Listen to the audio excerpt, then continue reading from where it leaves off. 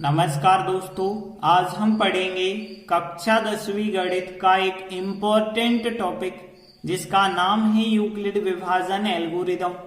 तो देखिए, परीक्षा में ऐसा क्वेश्चन अक्सर पूछ लिया जाता है जहां पे दो संख्याएं दे दी जाती हैं और कहा जाता है इनका HCF ज्ञात करिए यूक्लिड विभाजन एल्गोरिदम के द्वारा। तो हम कैसे ज्ञात करेंगे इसके बारे में हम आपको बताएंगे, बहुत आसान तरीके से सिखाएंगे और हम उदाहरण एक करेंगे और प्रश्नावली 1.1 का जो प्रश्न एक है इसके 3 क्वेश्चन हैं, इन तीनों क्वेश्चनों को हल करना भी सिखाएंगे।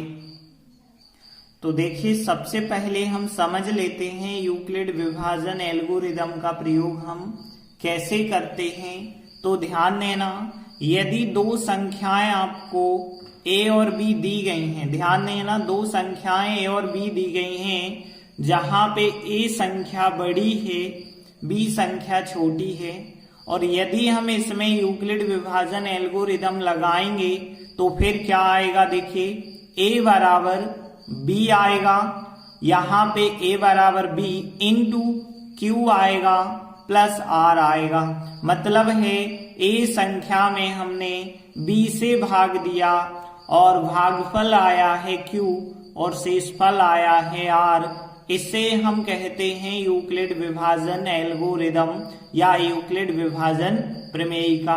जैसे हम एग्जाम्पल लेते हैं, जैसे हमने कहा 18 और 12, तो देखिए यहाँ पे 18 बड़ा है 12 छोटा है, तो फिर 18 और 12 में जब हम लगाएंगे तो 18 बराबर 12 आएगा। मतलब 18 में हम 12 से भाग देंगे, तो देखिए जब हम 18 में 12 से भाग देंगे तो रफ में देखिए 12 से भाग दिया तो 12 एकम 12 होगा, एक बार भाग गया और 6 शेषफल बच गए।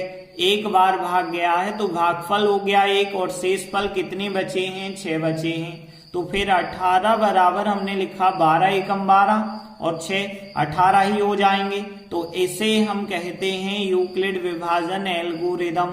तो यहाँ पे इस प्रक्रिया के द्वारा हमें सवाल का HCF ज्ञात करना होगा, और ये यूक्लिड विभाजन एल्गोरिदम हम तब तक लगाते जाते हैं जब तक हमें शेषफल का मान 0 नहीं मिलता है।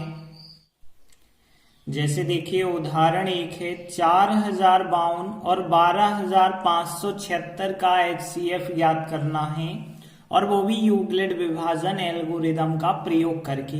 तो कैसे ज्ञात करेंगे। तो देखिए, यहाँ जो दो संख्याएं दी गई हैं, सबसे पहले आप इनमें से बड़ी संख्या पता करें। तो हमने लिखा कि यहाँ पे कौन सी संख्या बड़ी है, तो देखिए 12576 यहाँ पे संख्या बड़ी है, 4052 छोटी है। तो हमने यहाँ पे लिख दिया कि 12576 बड़ी हो गई और 4052 छोटी हो गई। अब हम इन दोनों संख्याओं पर क्या लगाएंगे, यूक्लिड विभाजन एल्गोरिदम या यूक्लिड विभाजन प्रमेयिका।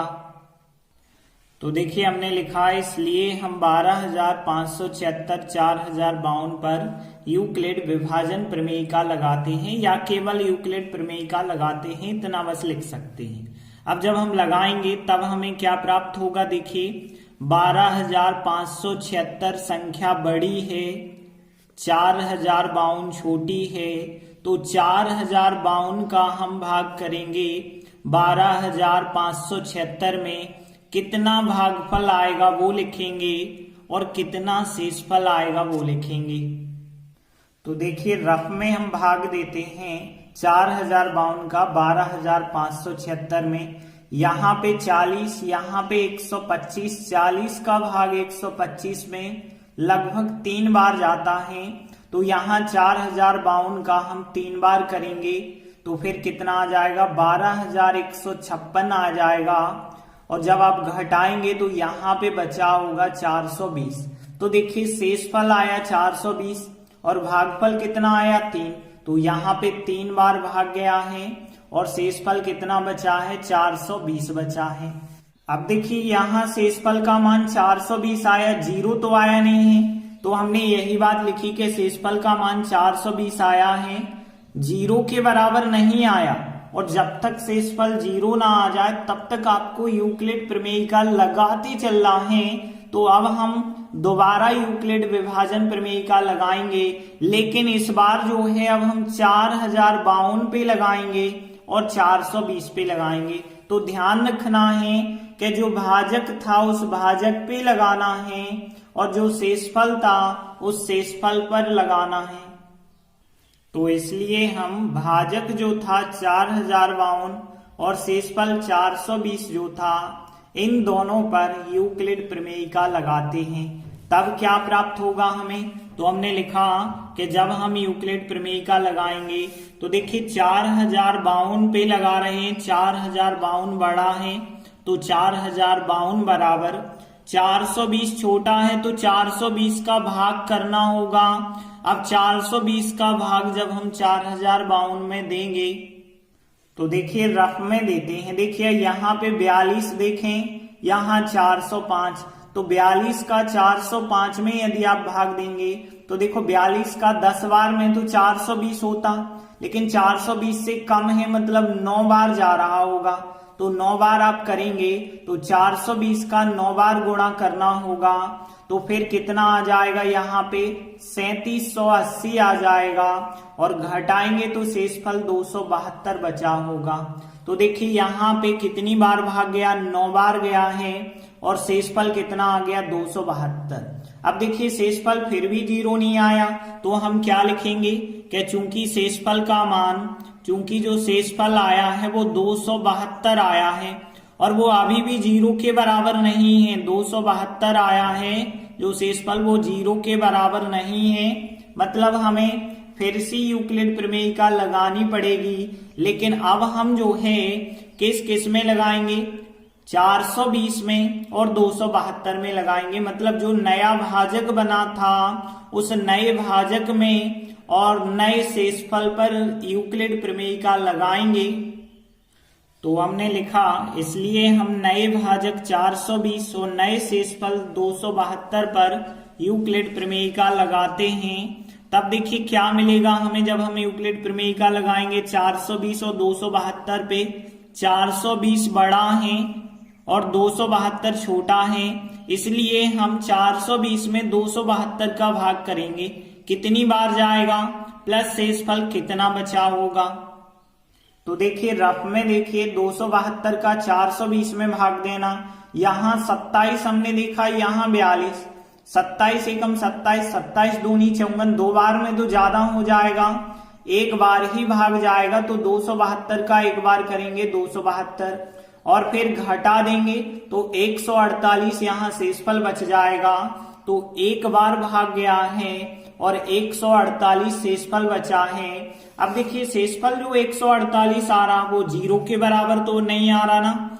तो देखिए चूंकि शेषफल जो 148 आया है वो 0 के बराबर तो है नहीं, तो इसलिए हमें यूक्लिड विभाजन प्रमेयिका को पुनः लगाना होगा।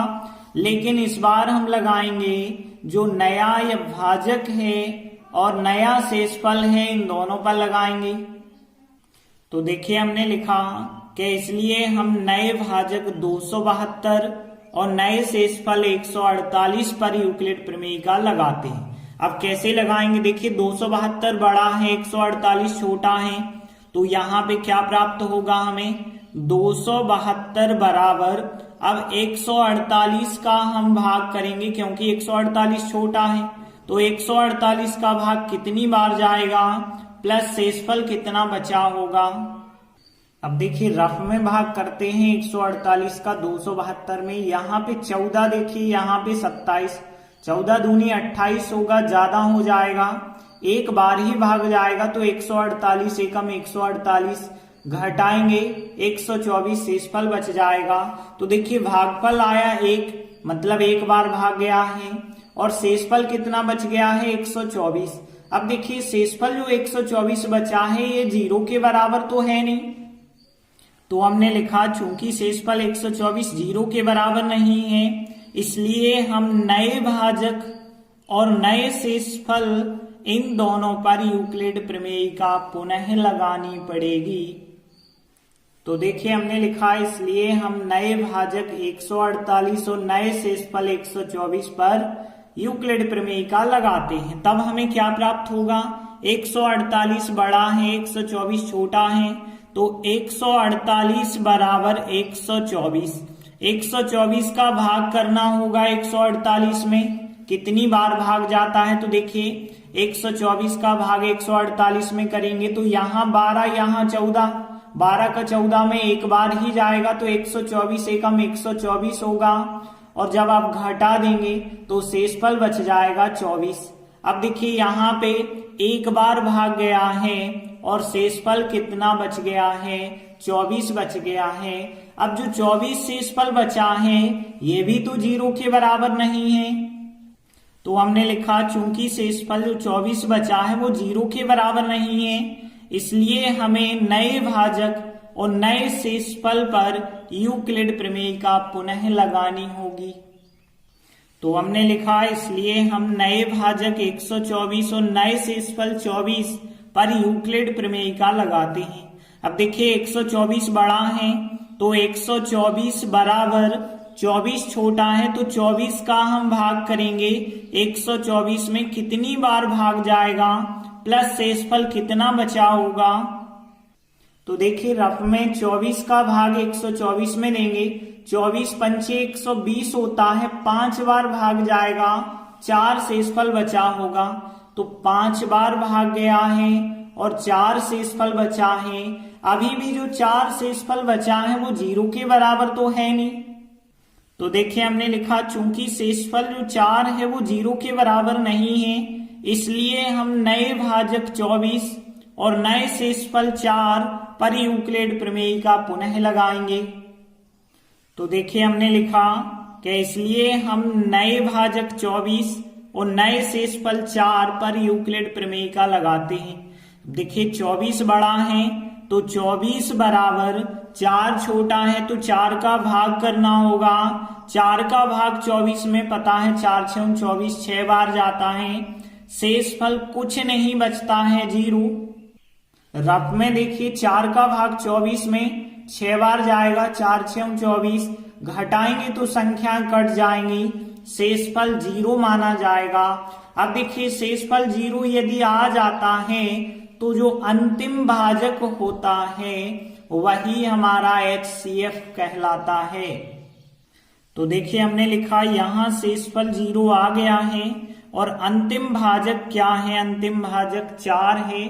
तो यहाँ पे एक चीज ध्यान देना कि हमसे क्या पूछा गया था, HCF पूछा गया था, किन किन संख्याओं का, 12,576 का और 4,052 का। तो इन दोनों का जो HCF होगा वो अंतिम भाजक जो आया होगा, अंतिम भाजक 4 आया है, तो इन दोनों संख्याओं का महत्तम समापवर्तक 4 हो जाएगा हमारा आंसर। तो देखिए ये सवाल आपको बहुत बड़ा लगा होगा, लेकिन हमने पूरा अच्छा सिस्टमेटिक तरीके से करवाया है, क्योंकि अक्सर स्टूडेंट क्या करते हैं, ये वाली भाषा नहीं लिखते हैं, लेकिन ध्यान रखना ये भाषा भी लिखना जरूरी है, तभी आपको पूरे नंबर मिलेंगे। इसके बाद हम प्रश्नावली 1.1 के पहले प्रश्न पे आ जाते हैं, जहां पे हमारे पास 3 क्वेश्चन हैं। इन तीनों क्वेश्चनों का हमें HCF ज्ञात करना है, वो भी यूक्लिड विभाजन एल्गोरिदम की सहायता से। तो देखते हैं इसका पहला क्वेश्चन 135 और 225। तो इसको हम हल करते हैं। तो यहाँ पे सबसे पहले क्या करना होता है, हमें बड़ी संख्या देखनी होती है। तो यहाँ पे देखें तो 225 बड़ा है और 135 जो है छोटा है। तो हमें बड़ा और छोटा तो पता चल गया, इसलिए हम 225 और 135 पर क्या लगाएंगे, यूक्लिड विभाजन प्रमेय का।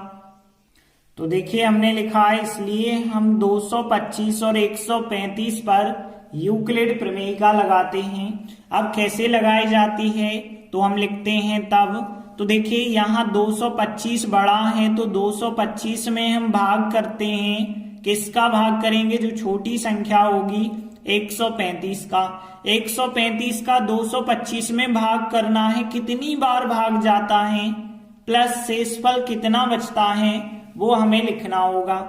जैसे हम रफ में देखें तो 135 का भाग हम कर रहे हैं 225 में, यहाँ 13, यहाँ 22, 13 का 22 में वैसे एक ही बार जाएगा, 135 एकम 135 आएगा, घटाएंगे तो 90 शेषफल बचा होगा। तो एक बार भाग गया है, भागफल तो एक आया है लेकिन शेषफल कितना आया है 90।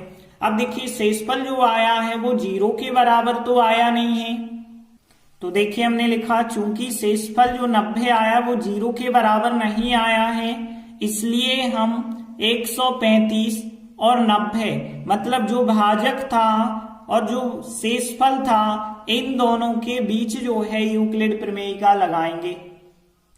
तो देखिए हमने लिखा इसलिए हम भाजक 135 और शेषफल 90 पर यूक्लिड प्रमेय का लगाते हैं। अब देखिए यहाँ नया शब्द नहीं लिखेंगे कि नया भाजक और नया शेषफल। क्यों नहीं नया शब्द लिखेंगे?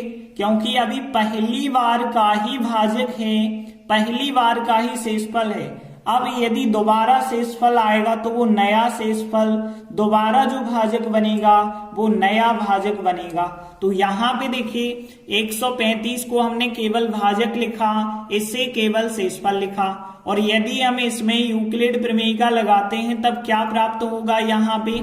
तो देखिए 135 और 90 के बीच देखें, 135 बड़ा है तो 135 में भाग करेंगे, 90 छोटा है तो 90 से। अब 90 का भाग करना है 135 में, तो देखिए 90 का भाग 135 में करेंगे तो 90 एकम 90 होगा, एक बार 45 शेषफल बच जाएगा। तो एक बार भाग गया है प्लस 45 शेषफल बच गया है। अब देखिए शेषफल जो 45 आया 0 के बराबर तो आया नहीं है, तो देखिए हमने लिखा चूंकि शेषफल 45 जो आया वो 0 के बराबर नहीं आया, इसलिए हम जो नया भाजक बना होगा और जो नया शेषफल बना होगा, नया भाजक बना है 90, नया शेषफल 45 जो बना है, इन दोनों पर यूक्लिड प्रमेय का पुनः लगाएंगे। तो देखिए हमने लिखा कि नए भाजक 90 और नए शेषफल 45 पर यूक्लिड प्रमेय का लगाते हैं, तब क्या आएगा? देखिए 90 बड़ा है 45 छोटा है, तो 90 में भाग करना होगा 45 का, तो 90 बराबर लिखेंगे 45। 45 का भाग अब हम 90 में देंगे, तो देखिए 45 का भाग 90 में देंगे तो 45 दूनी 90 होता है, दो बार में 90 आ गए, कट जाएगी संख्या, मतलब शेषफल 0 आ जाएगा। तो 45 का भाग दो बार गया और शेषफल 0 आ गया।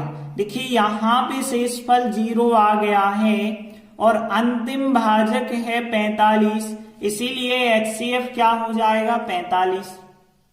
तो देखिए हमने लिखा यहाँ शेषफल 0 आ गया है और अंतिम भाजक जो है वो 45 है, इसीलिए जो दो संख्याएं थी हमारे पास 135 और 225, इन दोनों संख्याओं का जो HCF होगा वो कितना हो जाएगा 45। यही हमारा आंसर होगा।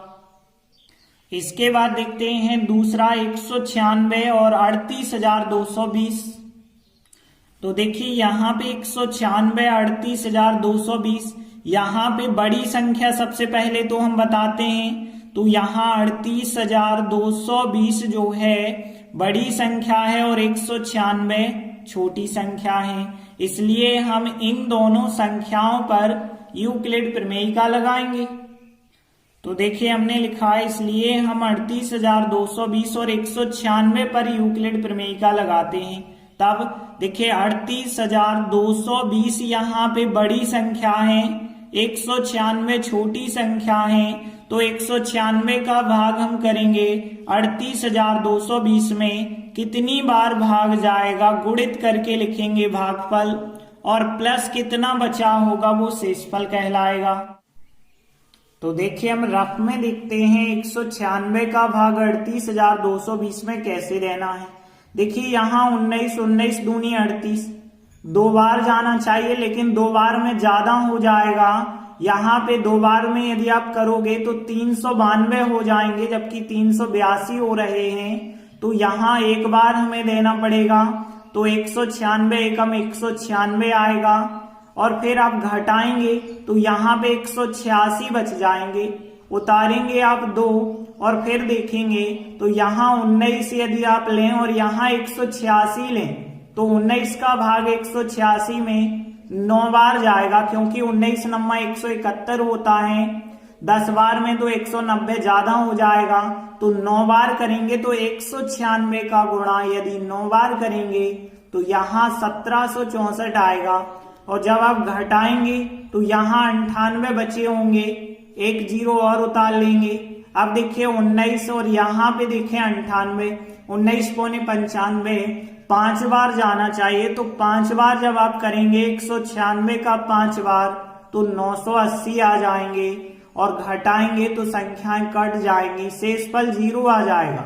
195 बार भाग गया है तो 195 बार भाग गया और शेषफल क्या आया 0। अब देखिए यहाँ तो शेषफल 0 एक ही बार में आ गया, तो कोई समस्या नहीं है, बहुत आसानी से सवाल हो गया, क्योंकि हमें तब तक करना है जब तक शेषफल 0 ना आ जाए, और पहली बार में ही शेषफल 0 आ गया तो और सही है, हमें यहीं पे आंसर मिल जाएगा कि यहाँ पे शेषफल 0 आ गया है और भाजक जो है क्या था 196 था जब शेषफल 0 आया है, और तो 196 ही तो HCF हो जाएगा। तो देखिए हमने लिखा यहाँ शेषफल 0 आ गया है और इस स्थिति में भाजक क्या था 196 था, मतलब 196 से भाग किया है तब शेषफल 0 आया है, इसलिए HCF दो संख्याएं जो हमें दी गई थी 196 और 38,220, इन दोनों संख्याओं का महत्तम समापवर्तक HCF जो होगा वो 196 ही हो जाएगा। तो यही हमारा आंसर हो गया। इसके बाद तीसरा क्वेश्चन देखते हैं। 867 और 255 का HCF ज्ञात करना है। तो देखिए यहाँ पे सबसे पहले हमें पता करना होगा कौन सी संख्या बड़ी है कौन सी संख्या छोटी है। तो देखिए 867 जो है बड़ा है, 255 जो है यहाँ पे छोटा है, तो इसलिए हम कह सकते हैं हम 867 और 255 इन दोनों पर यूक्लिड प्रमेयिका लगाएंगे। तो देखिए हमने लिखा, इसलिए हम 867 और 255 पर यूक्लिड प्रमेयिका लगाते हैं। अब देखिए 867 यहाँ पे बड़ा है, 255 छोटा है, तो 255 का भाग करना होगा 867 में, कितनी बार भाग जाएगा प्लस शेषफल कितना बचा होगा। तो देखिए रफ में 255 का भाग 867 में देंगे, यहाँ 25 और यहाँ 86, 25 तिया 75 होता है, 25 चौके 100 ज्यादा हो जाएंगे, 3 बार भाग करेंगे तो 255 का 3 बार गुणा करना होगा, 765 आए होंगे, और घटाएंगे तो 102 शेषफल आ जाएगा। 3 बार भाग गया है तो 3 भागफल, तो 3 बार भाग गया है और 102 शेषफल बचा है। अब देखिए शेषफल 0 के बराबर तो आया नहीं है, तो देखिए हमने लिखा चूंकि शेषफल 102 जो है वो 0 के बराबर तो है नहीं, तो इसलिए हमें क्या करना होगा, 255 जो भाजक था और जो शेषफल था इन दोनों पर यूक्लिड प्रमेयिका पुनः लगानी पड़ेगी। तो देखिए हमने लिखा, इसलिए हम भाजक जो था 255 और शेषफल 102 इन पर यूक्लिड प्रमेयिका लगाते हैं। अब देखिए 255 यहाँ पे बड़ी संख्या है और 102 यहाँ पे छोटी संख्या है, मतलब 102 का भाग करेंगे 255 में, कितनी बार भाग जाता है प्लस शेषफल कितना बचता है। तो देखिए रफ में 102 का भाग 255 में देंगे, 10 यहाँ पे देखिए यहाँ 25, 10 का भाग 25 में तो 2 बार जाएगा, तो 102 का 2 बार करेंगे तो कितना आ जाएगा 204, और घटाएंगे तो शेषफल कितना आएगा 51।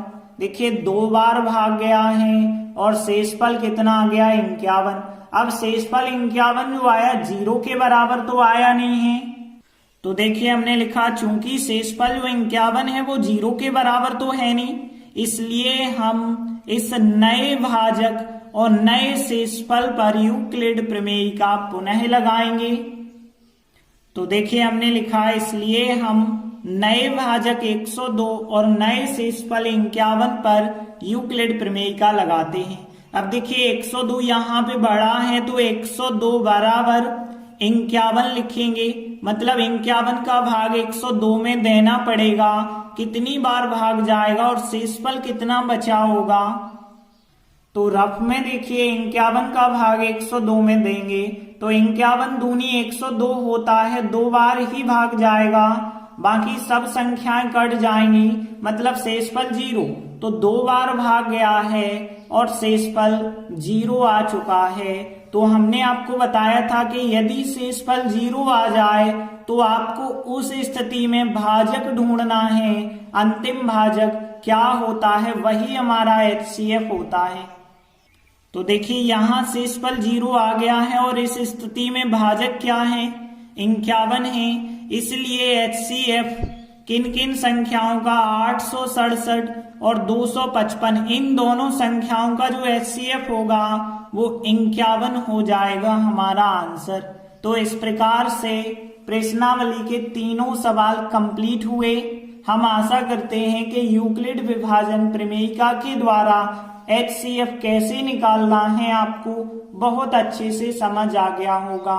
फिर भी यदि कोई समस्या है तो आप हमें कमेंट करके जरूर बताएं। धन्यवाद।